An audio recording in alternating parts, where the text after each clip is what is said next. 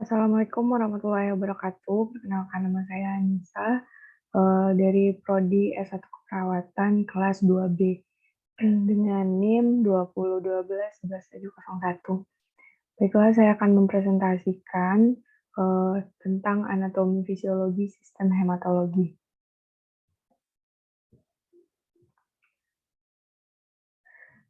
Sistem hematologi merupakan cabang ilmu kesehatan yang mempelajari darah, organ pembentuk darah, dan sistem hematologi tersusun atas darah, sumsum tulang, dan nodus limfa. Fungsi darah. Darah berfungsi sebagai pembawa gas dan nutrisi sisa metabolisme. Oksigen yang masuk ke dalam darah, dalam paru-paru dan diangkut ke sel.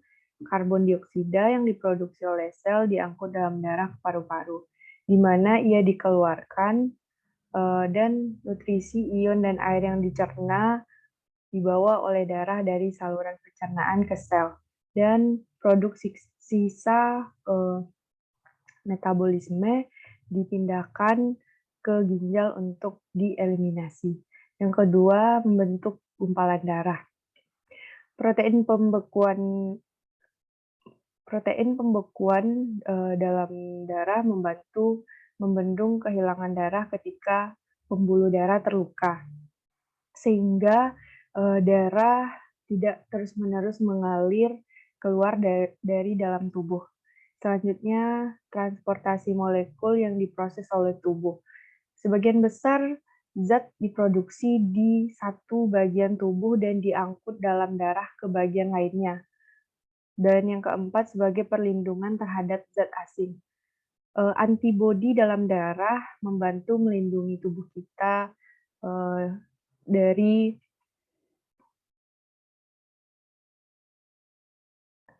patogen atau zat asing. Yang kelima, transportasi molekul yang diproses oleh tubuh.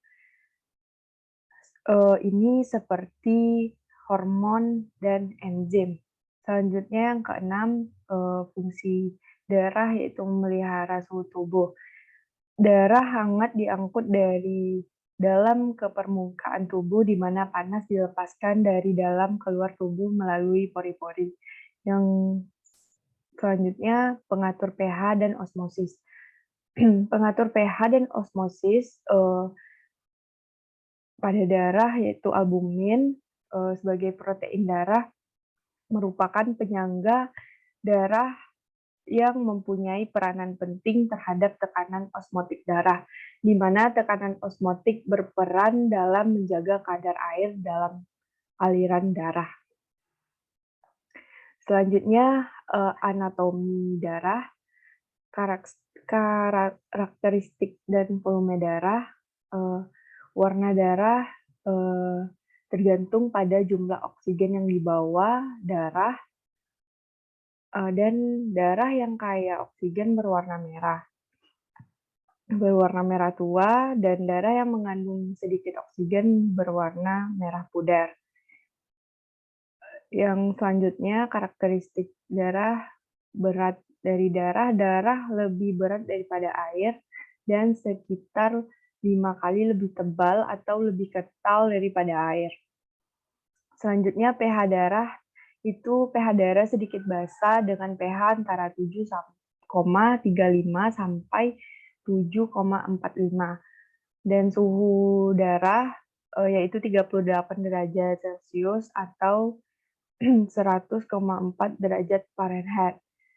Selalu lebih tinggi dari suhu tubuh kita. Selanjutnya, komponen dalam darah terdiri atas plasma darah, yaitu plasma darah ini terdiri dari 90% air dan adalah bagian cair dari darah. Selanjutnya, yaitu sel darah terdiri atas sel darah merah yang bisa disebut juga dengan eritrosit, sel darah putih, leukosit, dan keping darah yaitu trombosit. Selanjutnya, plasma darah. Anatomi dari plasma darah, yaitu plasma darah mengandung protein penting seperti fibrinogen, yang berperan penting dalam pembekuan darah. Selanjutnya, globulin, eee, yaitu pertahanan tubuh. Selanjutnya, albumin membantu aliran darah dan mengatur tekanan osmotik darah. Yang keempat, lipoprotein, yaitu mengangkut komponen-komponen lipid atau lemak di dalam darah. Fungsi plasma darah yaitu membawa mineral-mineral terlarut seperti glukosa, asam amino, vitamin, karbon dioksida, dan bahan buangan lainnya.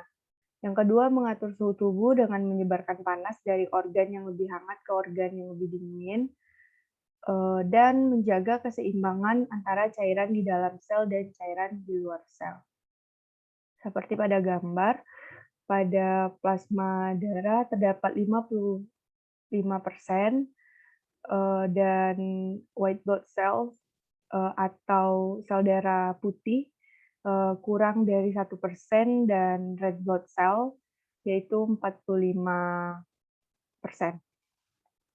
Selanjutnya, sel darah merah atau eritrosit.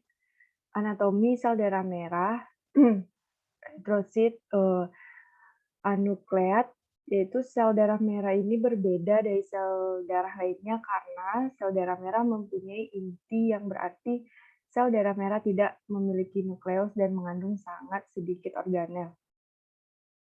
Dan penampilan saat kita penampilan mikroskopis, eritrosit adalah selnya kecil dan fleksibel dan terbentuk seperti cakram Bioncraft, rata dengan pusat tertekan di kedua sisi. Jika dilihat dengan mikroskop itu terlihat seperti donat ini. Yang ketiga, jumlah sel darah merah biasanya berkisar antara 5 juta sel per milimeter kubik darah, dan sel darah merah melebihi jumlah sel darah putih sekitar 1000:1 dan merupakan faktor utama yang berkontribusi terhadap viskosis darah. Selanjutnya, darah normal secara klinis mengandung 12-18 gram hemoglobin per 100 ml, dan kadar hemoglobin sedikit lebih tinggi pada pria, yaitu 13-18 gram per desiliter, dibandingkan dengan wanita, yaitu sekitar 12-16 gram per desiliter. Eritrosit berumur kurang lebih 120 hari. Fisiologi dari sel darah merah yaitu mengangkut oksigen dari paru-paru untuk diedarkan ke seluruh tubuh. Komponen sel darah merah yaitu yang pertama membran eritrosit, yang kedua enzim G6PD, dan hemoglobin yang merupakan protein yang mengandung zat besi pengangkut sebagian besar oksigen yang dibawa dalam darah. Selanjutnya, proses pembentukan sel darah merah. Eritrosit dimulai dari transformasi hemositoblas menjadi rubiblast. Selanjutnya, sel intermediate lain terbentuk sampai tahap akhir dan pembentukan eritrosit tercapai. Sintesis Hb dan hilang hemoglobin. Sintesis hemoglobin dan hilangnya inti menandai urutan-urutan perkembangan eritropoiesis. Rubiblast mengalami beberapa tahap diferensiasi dalam urut-urutan tersebut. Pertama-tama, rubiblast berubah menjadi prorubrisit, dan kemudian prorubrisit berkembang menjadi rubrisit. Sel pertama dalam urutan yang memulai mensintesis hemoglobin. Kemudian rubrisit berkembang menjadi metarubrisit, dan metarubrisit Sintesis Hb ada pada tingkatan aksimum dan inti hilang karena dibuang. Pada tahap selanjutnya, metarubrisit berkembang menjadi retikulosit yang seterusnya menjadi eritrosit atau sel darah merah. Selanjutnya, sel darah putih atau leukosit. Anatomi dari sel darah putih itu berbentuk tidak tetap, ukuran lebih besar dari eritrosit. Inti sel terbentuk bulat dan cekung, umur leukosit sekitar 6-9 hari. Fungsi dari leukosit yaitu menjaga kekebalan tubuh, melindungi tubuh dari serangan uh, virus dan bakteri lainnya, serta selanjutnya macam-macam leukosit. Leukosit terbagi atas dua, yaitu granular. Granular terdiri atas eosinofil, basofil, dan neutrofil. Agranular terdiri atas limfosit, monosit.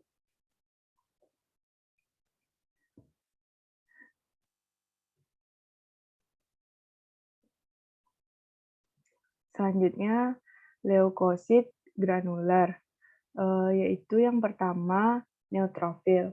Neutrofil membantu melawan infeksi dan berfungsi membantu melawan infeksi dan melindungi dari ancaman penyakit.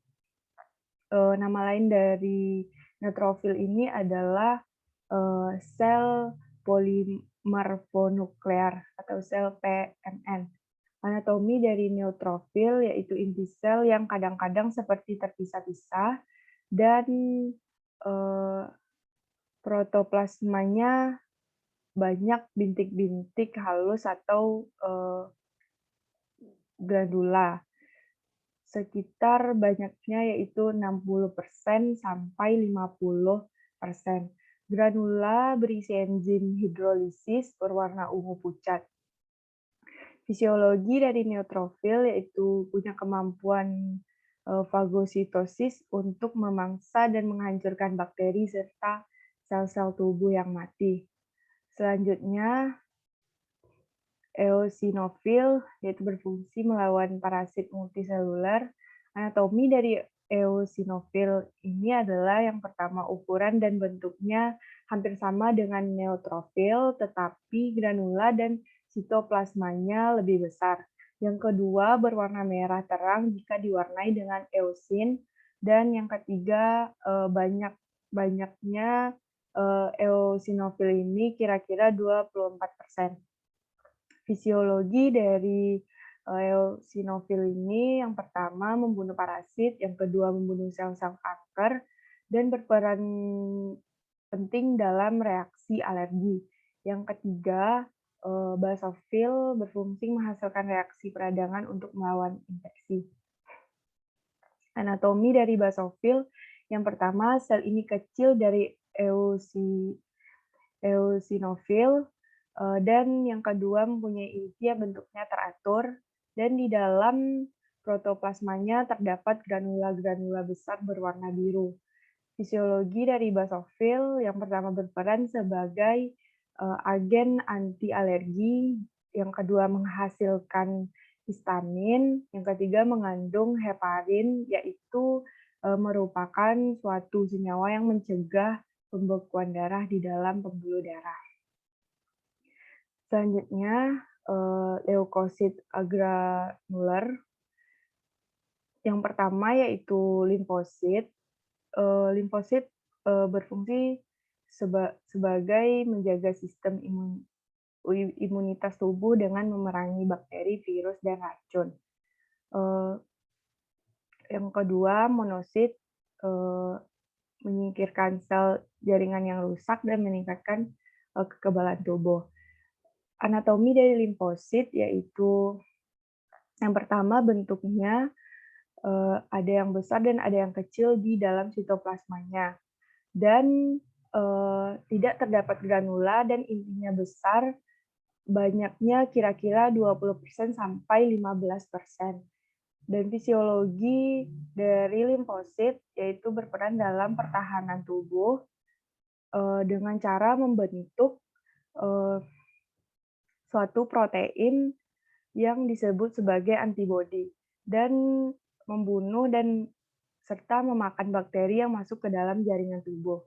Selanjutnya yaitu monosit. Monosit, anatomi dari monosit, eee berukuran paling besar di antara sel darah putih lainnya, dan protoplasmanya eee, lebar dan berwarna biru, serta abu-abu dan punya bintik-bintik sedikit kemerahan. Inti sel bulat dan panjang serta warnanya membayung muda. Monosit juga dikenal sebagai makrofag setelah dia meninggalkan aliran darah serta masuk ke dalam jaringan. Dan fisiologi dari monosit yaitu sebagai fagosit. Selanjutnya, macam-macam limfosit. Limfosit terbagi atas 3, yaitu sel B yang berfungsi sebagai membuat antibodi yang mengikat patogen dan menghancurkannya, dan sel T terdiri atas 2, yaitu CD4+, yaitu sebagai pembantu, dan B CD8+ sebagai sitoksit. Dan sel natural killer yaitu sel pembunuh alami. Sel B ini membuat antibodi, mengikat patogen dan menghancurkannya. Dan sel T mengkoordinir tangkapan ketahanan dan menahan bakteri intraseluler. Selanjutnya, sel natural killer atau NK cell. Sel ini pembunuh alami dapat membunuh sel tubuh yang tidak menunjukkan sinyal bahwa dia tidak boleh dibunuh karena telah terinfeksi virus atau telah menjadi sel kanker. Selanjutnya, proses produksi sel darah putih. Trombosit berasal dari sel yang mengakriosit yang pecah menjadi bagian. Proses produksi sel darah yaitu seperti terlihat pada gambar. Yang pertama itu tahap maturasi yang paling awal.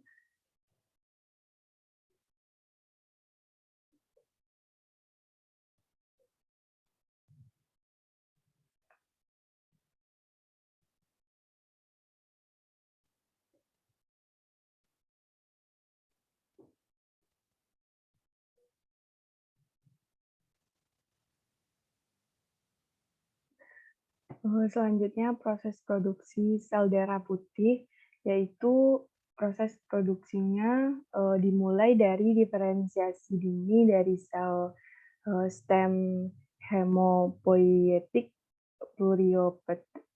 pluripotent dan berbagi tipe sel komit membentuk eritrosit dan membentuk leukosit. Pembentukan leukosit terdapat 2 tipe, yaitu mielositik dan limfositik. Pembentukan leukosit tipe mielositik dimulai dengan sel muda yang berupa myeloblast sampai progranulosit, dan selanjutnya tahap granulosit dan eosinofil dan basofil serta neutrofil. Dan pembentukan leukosit tipe limfositik dimulai dengan sel muda yang berupa limfoblast dan menjadi agranulosit dan serta menjadi limfosit. Monoblast berubah menjadi nulosit, dan monosit.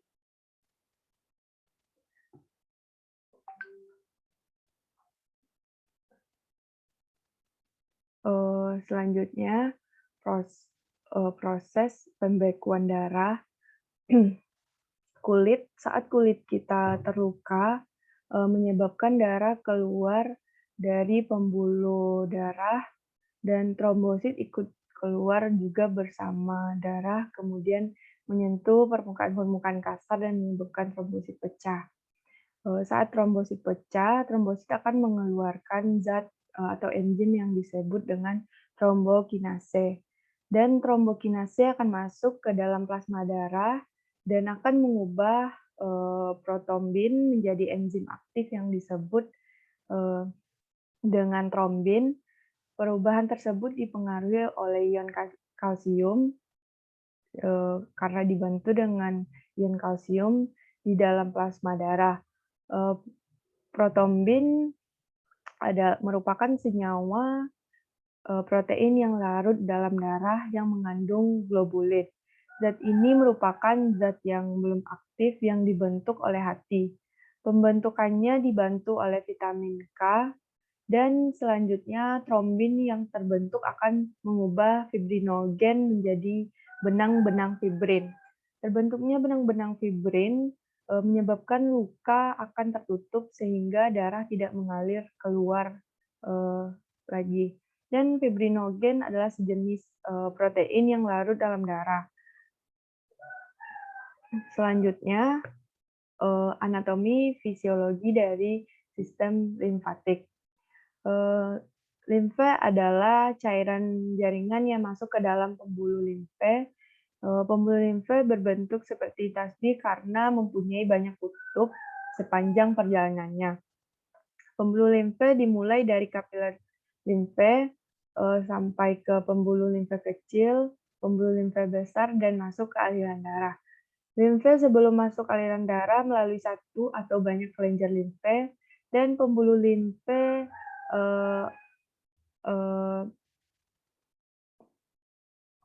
aferen merupakan pembuluh limfe yang membawa limfe masuk ke kelenjar limfe, dan pembuluh eferen adalah pembuluh limfe yang membawa limfe keluar kelenjar limfe. Kelenjar limfe masuk aliran darah pada pangkal leher melalui ductus lymphaticus dexter dan ductus thoracicus atau ductus lymphaticus sinister. Hampir seluruh jaringan tubuh mempunyai saluran limfatik yang mengalirkan kelebihan cairan secara langsung dari ruang interstisial. Beberapa pengecualian antara lain bagian permukaan kulit, sistem saraf pusat, bagian dalam dari saraf perifer, dan endomysium otot, serta tulang.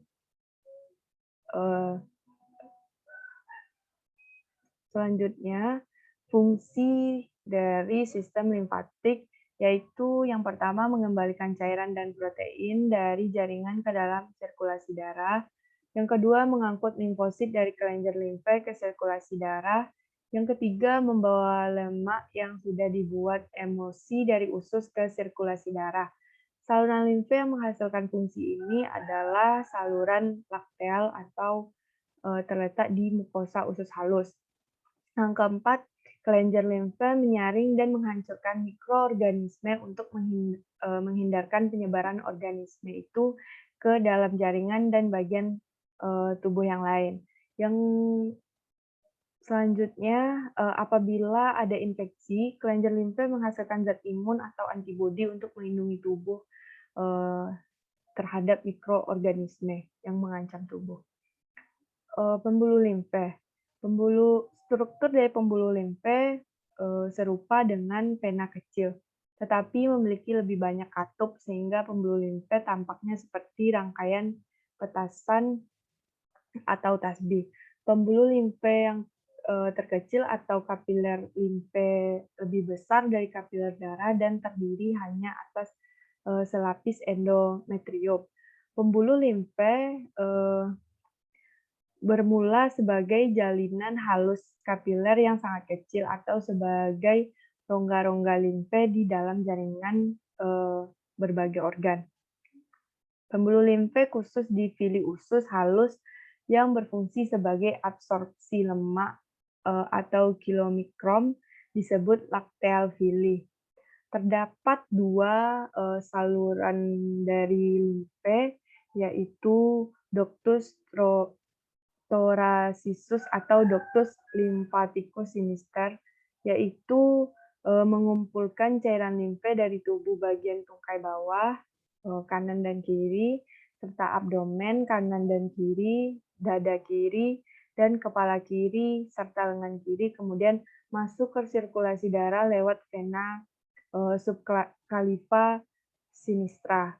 Yang kedua, ductus lymphaticus dexter, ialah saluran yang jauh lebih kecil dan mengumpulkan limfe dari kepala kanan, leher kanan, lengan kanan, dan dada sebelah kanan, dan menuangkan isinya ke dalam vena subclavian dextra yang berada di sebelah bawah kanan. Selanjutnya, kelenjar limfe atau limfonodi. Limfonodi berbentuk kecil, lonjong, atau seperti kacang dan terdapat di sepanjang pembuluh limfe. Kerja dari limfonodi sebagai penyaring limfe dan dijumpai di tempat-tempat terbentuknya limfosit. Kelompok-kelompok utama terdapat di dalam leher, aksial, toraks, abdomen, dan pada lipatan paha. Selanjutnya tonsil. Tonsil ini merupakan kelenjar limfe yang terdapat cavum oris dan faring, tonsilla pharyngealis, dan tonsilla palatina, dan tonsilla lingualis. Tonsil merupakan garis depan pertahanan infeksi yang terjadi di mulut, hidung, dan tenggorokan. Tonsil yang gagal menahan infeksi akan meradang, disebut dengan tonsilitis. Seperti pada gambar, normal tonsilitis dan inflamed tonsilitis. Pada inflamed tonsilitis, tonsil terlihat meradang dan bengkak. Pada normal tonsilis, tonsil terlihat normal. Dan selanjutnya limpa atau lien. Lien adalah kelenjar yang terletak di regio hypogastrium sinistra. Di dalamnya berisi banyak jaringan limfe dan sel darah. Fungsi dari lien yaitu membentuk eritrosit, terutama saat janin. Yang kedua, memisahkan eritrosit mati dari sirkulasi darah. Yang ketiga, menghasilkan limfosit dan antibodi, serta menghancurkan leukosit dan trombosit. Selanjutnya, retikuloendotelial sistema. Sistem di dalam jaringan dan organ yang berfungsi memakan fagosit atau benda asing dan bakteri yang telah masuk pada tubuh, yang termasuk retikuloendotelial sistema. Yang pertama, kelenjar limfe dan limpa dan hati serta sumsum tulang. Sekian presentasi dari saya. Sekian, terima kasih. Assalamualaikum warahmatullahi wabarakatuh.